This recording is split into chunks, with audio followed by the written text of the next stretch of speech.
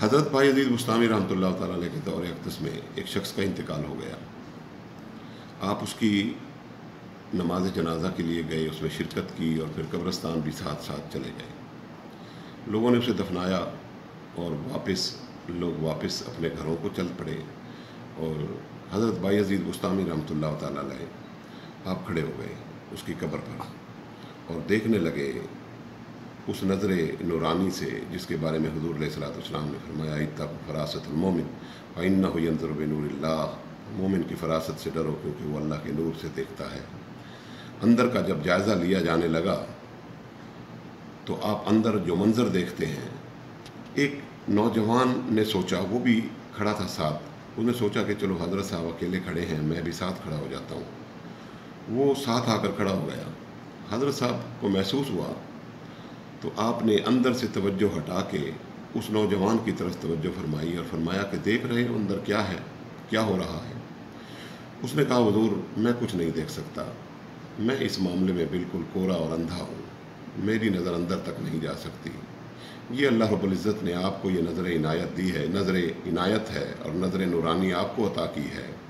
کہ آپ اندر تک دیکھ سکتے ہیں،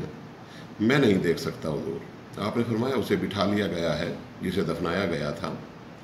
اور اس سے سوال و جواب ہو رہے ہیں، اور اس نے ایک ہی رٹ لگائی ہوئی ہے کہ اللہ مجھے ایک چانس دے دے، واپس جانے کا ایک چانس دے دے، اب میں سر سجدے سے نہیں اٹھاؤں گا، میں تیری عبادت کروں گا، تیری بندگی کروں گا، نمازیں پڑھوں گا، میں تیرے حکم کو بجا لاؤں گا، تلاوت کروں گا۔ قصہ مختصر، آپ نے فرمایا کہ اب اسے چانس تو نہیں ملنے والا، کسی کو بھی نہیں ملا، اس کو کیسے مل سکتا ہے؟ لیکن میں تجھ سے اے نوجوان، میں تجھ سے سوال کرتا ہوں کہ اگر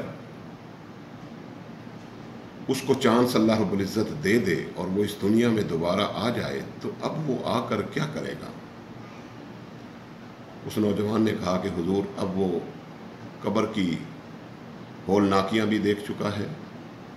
اور موت کا منظر بھی دیکھ چکا ہے اور جان نکلتی کیسے ہے وہ بھی دیکھ چکا ہے،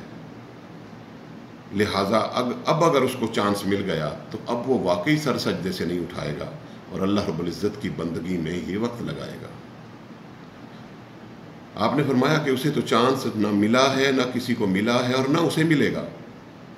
لیکن تیرے پاس تو ابھی یہ چانس موجود ہے، تو کیا کر رہا ہے؟ آج ہم یہی کچھ کر رہے ہیں دوستوں کہ ہمارے پاس چانس موجود ہے، ہمیں اس کی قدر نہیں، اور جب چانس نہیں رہے گا تو پھر قبر میں اتر کر پھر ہم یہی استدعا کریں گے کہ باری تعالیٰ ایک چانس دے دے۔ آج جب اللہ رب العزت نے ہمیں چانس دیا ہوا ہے اور سانس کی ڈوری چل رہی ہے تو غنیمت نہیں سمجھتے اسے، یہ چانس ملا ہوا ہے، اس کی قدر کریں، اور یہ چانس ہمارے پاس الحمدللہ موجود ہے اس وقت تک جب تک کہ سانس کی ڈوری نہیں ٹوٹتی۔ اس وقت سے پہلے کہ سانس کی ڈوری ٹوٹ جائے اور ہم قبر میں جا کر چانس طلب کریں، اس چانس سے فائدہ اٹھا لیں۔ اللہ رب العزت ہمارے حال پہ لطف و کرم فرمائے۔